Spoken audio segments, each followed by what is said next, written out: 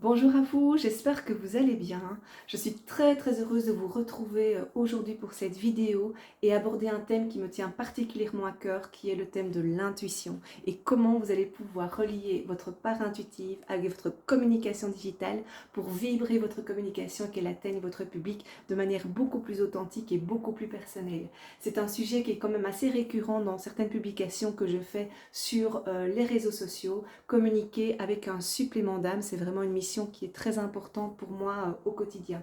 Cette part intuitive, on pourrait penser que voilà, c'est un don que certaines personnes ont et vont développer jusqu'à la fin de leur vie. Eh bien moi aujourd'hui, je vous confirme que cette intuition, cette part intuitive, on l'a tous et toutes à l'intérieur de nous. Il y a juste qu'il y a des personnes qui ont accepté de développer cette particularité, cette part intuitive et d'autres personnes qui n'ont pas du tout envie d'en entendre parler. Et puis celles qui se retrouvent entre les deux, au milieu, en se disant ça a l'air intéressant de se connecter à sa part intuitive, mais en fait, qu'est-ce que c'est l'intuition et comment est-ce qu'on s'y connecte? C'est le but de ma vidéo aujourd'hui.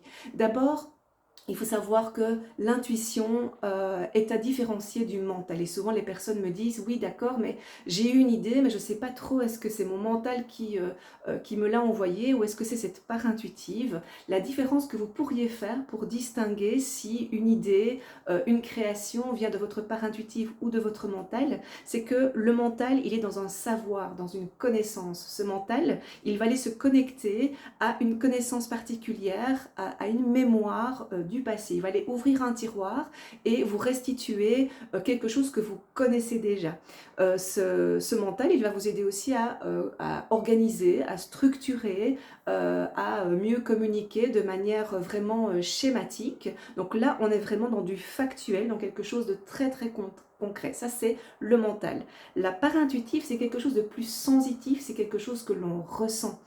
C'est par exemple ces idées qui nous arrivent de manière très soudaine et on ressent comme une grande expansion à l'intérieur de soi parce qu'on sait qu'on est en train de toucher quelque chose qui est vrai, qui est juste. Généralement, ces idées, elles arrivent quand on est en train de faire des choses de manière automatique, comme, je sais pas, comme conduire, prendre sa douche, cuisiner, et soudainement on a une idée qui apparaît, et bien c'est là qu'il y a une part intuitive qui est en train de se révéler à l'intérieur de vous. Cette intuition, c'est une information soudaine, subite, que vous n'avez pas demandé, que vous ne savez pas du tout d'où elle peut venir, et bien ça c'est votre part intuitive. La part intuitive, c'est aussi notre voix intérieure. Quand on arrive dans un lieu par exemple, on ressent comme une oppression, comme du stress, peut-être parce qu'il y a eu des discussions un peu houleuses précédemment, ou au contraire, on rentre dans une pièce et on a vraiment notre cœur qui s'ouvre, on est très radieux et on se retrouve avec des personnes qui sont bienveillantes, on se sent à l'aise. Tout ça, c'est notre corps qui parle dans un ressenti et c'est notre part intuitive. Donc c'est là que je vais essayer de vous emmener quand vous communiquez de manière digitale sur les médias sociaux, quels qu'ils soient. C'est important de pouvoir vous relier à cette part intuitive et instinctive et surtout de pouvoir comprendre aussi quelle pourrait être cette part intuitive et instinctive de votre public pour que, comme tout est vibration dans la vie et en communication aussi, pour qu'il y ait vraiment une alliance, quelque chose qui se rejoigne à un moment entre ce que vous allez communiquer et comment ça va être perçu et lu de l'autre côté de l'écran. Alors cette part intuitive, donc ces idées soudaines, cette créativité débordante qu'on peut avoir à certains moments, eh bien évidemment elle ne se vit pas à longueur de journée et il y a quand même des conditions à respecter pour pouvoir s'y connecter. Alors il y a des personnes qui le font très facilement et il y a des personnes qui auront besoin, comme quand on fait du sport et qu'on entretient certains muscles du corps, d'un entraînement, de régularité dans l'exercice de cette connexion à cette part intuitive. À vous de voir si, voilà, quand vous essayez de vous connecter à votre intuition, votre créativité, est-ce que ça vient naturellement ou est-ce que ça demande un petit peu plus d'entraînement? Ne perdez surtout pas patience parce que c'est très riche et important de pouvoir vous connecter à cette part intuitive. Alors, je vais vous proposer, il y en a plein évidemment, il y a beaucoup d'outils pour pouvoir se connecter à cette part intuitive. Moi, je vais vous en proposer 3 aujourd'hui. Ils sont totalement gratuits, ils sont disponibles à chaque instant et je peux même dire ils sont portatifs, ils sont avec vous à chaque instant. Si vous voulez bien évidemment faire l'exercice. La première connexion intuitive que vous pourriez développer, c'est par le silence. parce qu'en fait, notre intuition, elle a besoin d'une mise en disponibilité de tout notre être et de notre cerveau pour pouvoir bien fonctionner. Après, voilà, les personnes qui sont très évoluées dans la connexion à l'intuition peuvent être entourées de plein de personnes, elles arrivent à en faire abstraction et pouvoir s'y connecter. Mais quand on débute, cette part intuitive, comment la travailler? Eh bien d'abord de se mettre en silence. C'est-à-dire que les meilleures idées, c'est pas dans un brouhaha, quand la télévision est allumée, quand la radio fonctionne à plein tube, quand vous êtes entouré de plein de personnes, que vous allez pouvoir vous y connecter. Donc ça vous permet aussi, sur une journée, de pouvoir trouver un moment de ressourcement pour vous poser, vous reposer et faire le silence autour de vous.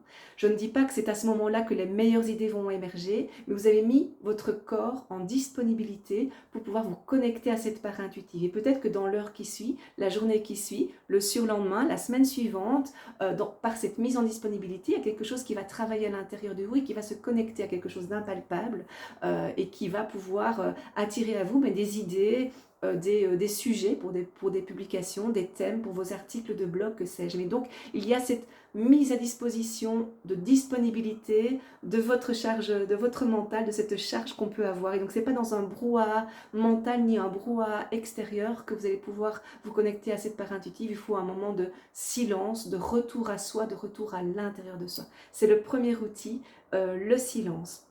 Le deuxième outil que je vais vous proposer, c'est la respiration.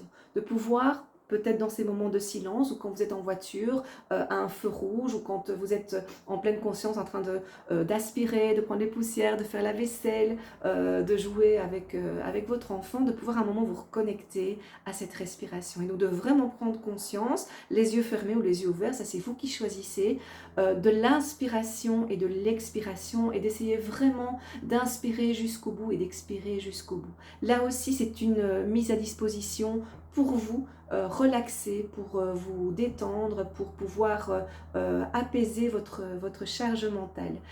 Ça ne demande pas un exercice énorme d'une heure, mais en 10 minutes, un quart d'heure, si vous vous connectez au silence et déjà à votre respiration, il y a moyen de pouvoir mettre votre encéphalogramme mental sur pause pour pouvoir vraiment vous mettre en disponibilité pour cette part créative qui attend ce moment avec impatience pour pouvoir émerger. Donc ça, c'est le deuxième outil. Le troisième outil, là, ça demande un petit déplacement, surtout si vous habitez en ville, c'est de vous connecter à la nature. Alors si vous avez cette chance énorme d'habiter à la campagne, proche de la nature, de pouvoir aller vous y promener, de trouver des instants, 20 minutes, une demi-heure, pour aller vous connecter à cette nature. La nature, elle a vraiment ce pouvoir de nous déstresser, de nous détoxifier. Je pense que tout le monde a déjà fait des balades et peut se dire qu'on a cette impression quand on se promène qu'à chaque pas, on est en train de se délester d'un poids, d'une charge, d'un stress. Et donc de nouveau, là, on ouvre la porte pour une mise à disposition de cette intuition qui pourrait venir nous toucher d'une manière ou d'une autre. Si vous habitez en ville et que vous avez des plantes dans votre appartement, d'en prendre soin, les arroser, remettre un petit peu de terreau, s'il y a un parc à proximité, de pouvoir aussi aller vous y promener et qui sait peut-être marcher pieds nus dans l'herbe si c'est possible pour vous, mais vraiment voilà, cette nature a ce pouvoir ressourçant et reconnectant dont on a besoin pour pouvoir se connecter à cette part intuitive. Donc voilà, 3 outils que vous avez à votre disposition au quotidien. C'est vous qui choisissez si vous avez envie de vous y connecter ou pas. C'est vous qui choisissez si vous avez envie de tester cette connexion à cette part intuitive, cette mise à disposition de tout votre être dans un moment plus calme et plus serein que dans le stress ambiant ou le bruit ambiant qu'on peut vivre à certains moments. J'espère que ces 3 astuces vous plaisent. N'hésitez pas à me laisser un commentaire.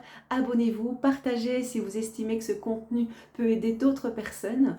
Et si vous avez envie d'aborder l'intuition sous d'autres phases, d'autres processus ou des exercices, laissez-moi aussi votre avis en commentaire. Je le lirai avec grand plaisir. Je vous dis à la prochaine fois pour pouvoir parler de communication digitale vibratoire et je m'en réjouis déjà. Bonne journée, bonne soirée selon le moment où vous me regardez. Salut!